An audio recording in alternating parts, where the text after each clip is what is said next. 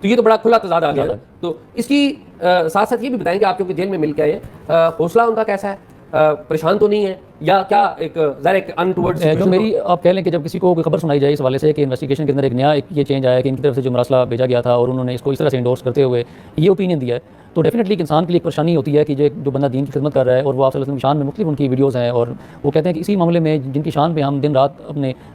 صرف کر رہے ہیں اور اسی کے خلاف ایلیگیشن میں انہوں نے میرے خلاف یہ فتویٰ صادر کر دیا, لیکن وہ انہوں نے جو آیت لا حول ولا قوة پڑھی اور حسبنا اللہ ونعم الوکیل, تو مجھے وہ حوصلہ دے رہے تھے کہ آپ نے قائم رہنا ہے اور اپنے آپ کو حوصلہ دے رہے, تو میں ان کا اتنا حوصلہ کہ وہ آپ کو حوصلہ دے, تو مجھے کہتے ہیں آپ ان چیزوں سے گھبرا نہ جائیے گا یا پریشان نہ ہو جائے گا کہ معاملہ, میں نے کہا ہم تو کھڑے ہیں آپ کے ساتھ, ادروائز بھی جو ہم سے ہو سکے ہم کر رہے ہیں, باقی میں نے کہا ہماری ٹیم بھی ساری ماشاءاللہ پراپرلی کام کر رہے ہیں. اچھا مجھے یہ بتائیں کہ ایک تو پولیس نے جو بھی کام کیا وہ ہمیں نظر آ گیا کہ یہ اس کے پیچھے تو کوئی اور ہے. یہ بتائیں کہ اسلامی نظریاتی کونسل کا معاملہ بھی کیونکہ ریاست کا ہی ایک ادارہ ہے نا, اور اس کے اندر بیٹھے ہوئے جو لوگ ہیں ان کے بارے میں بھی آپ نے بتا دیا,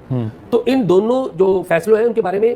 میرے جیسا بندہ جو کہ مذہبی امور کو اتنا ٹچ نہیں کرتا, میں بھی اس پہ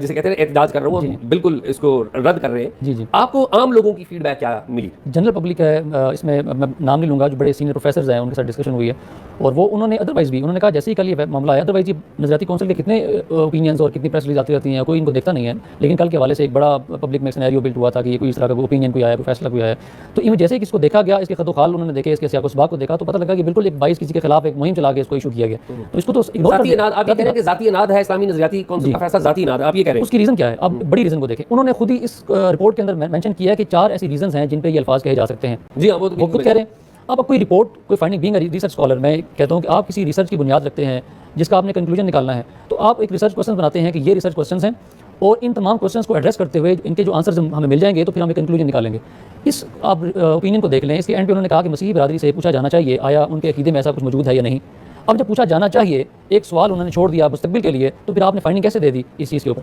تو آپ نے خود ہی اپنی چیز کو ان اٹینڈیڈ چھوڑ دیا اور چھوڑنے کے بعد آپ نے اس کو فیصلے کو بھی دے دیا اور ساتھ لکھا کہ وہ ویڈیو بھی انہوں نے پوری نہیں سنی, اس ویڈیو کو نہیں سنا, اور وہ کہہ رہے ہیں کہ قرآن میں ایسی کوئی آیت موجود نہیں ہے. خود نظریاتی کونسل قرآن کی تحریف کر رہی ہے کہ یہ آیت قرآن میں موجود نہیں ہے کہ اللہ آپ کو اجازت دے رہا ہے کہ آپ کسی اہل کتاب سے شادی کر سکتے ہیں. آپ یہ کہہ رہے ہیں کہ اسلامی نظریاتی کونسل قرآن کی تعریف کی مرتکب ہو گئی ہے. وہ خود آپ پڑھیں, آپ یہ دیکھیں ان کی جو سیکنڈ جو پیج ہے وہاں وہ یہ کہتے ہیں کہ بالا آیات کے حوالے سے اس کے بیان کی خط کشیدہ عبارت اس کے ذاتی الفاظ ہیں جو اس آیت میں کہیں موجود نہیں ہیں. جو قرآن کے حوالے سے جو الفاظ کہے گئے وہ یہ کہے گئے کہ انسان کو اجازت ہے اس بات کی کہ وہ شادی کر سکتا ہے, جو اس میں ریفرنس موجود ہے کہ پاک دامن عورتیں جنہیں تم سے پہلے کتاب دی گئی تھی, اس آیت کو کوٹ بھی کر رہے ہیں. تو یہ بات انہوں نے انڈورس کی ہے, یہاں پر وہ کہہ رہے ہیں کہ بات قرآن میں لکھی ہوئی. تو مجھے بتائیں کہ ان کا سارا جو ایک سینیریو جو انہوں نے بنایا ہے وہ تو سمجھ سے باہر ہے. اس کا مطلب ہے کہ انہیں تو اسلام کے بنیادی خد و خال کا نہیں پتہ, انہیں تو قرآن کا نہیں پتہ, اور یہ اسلامی نظریاتی کونسل میں بیٹھے ہوئے بس ایک باعث ڈیسیژن تھا جو انہوں نے بنا لیا کہ ہم نے اس طرح کا فیصلہ دینا ہے. اور خاص طور پہ کوئی اوپینین جب مانگی جاتی ہے تو اس میں ایک کانٹیکسٹ ان کو لکھا جاتا ہے, کوئی پیراگراف, کوئی چند لائنس کے بتائیں کہ اس کے بارے میں آپ کی اوپینین کیا ہے. تو انہوں نے اس اوپینین کو دینے کے بجائے لکھ دیا کہ ماضی میں آپ کی ویڈیوز بھی آتی رہی ہیں اور یہ بھی آتا رہا ہے. مجھے بتائیں کہ کیا وہ ویڈیوز دیکھتے رہے بیٹھ کے یا ان ویڈیوز کے بارے میں آپ سے سوال کیا گیا؟ آپ سے کچھ پوچھا ہی نہیں گیا, تو آپ نے کیوں ایکسٹرا آرڈنری جا کے وہ تمام چیزیں ماضی میں ویڈیو میں کیا گستاخی کی ہے؟ گستاخی تو کچھ بھی نہیں ہے. وہ جب سامنے آئیں گے اصل میں جو میں انڈرسٹینڈ کرتا ہوں as a student and as a journalist کہ جو انجینئر محمد علی مرزا ہے انہوں نے ان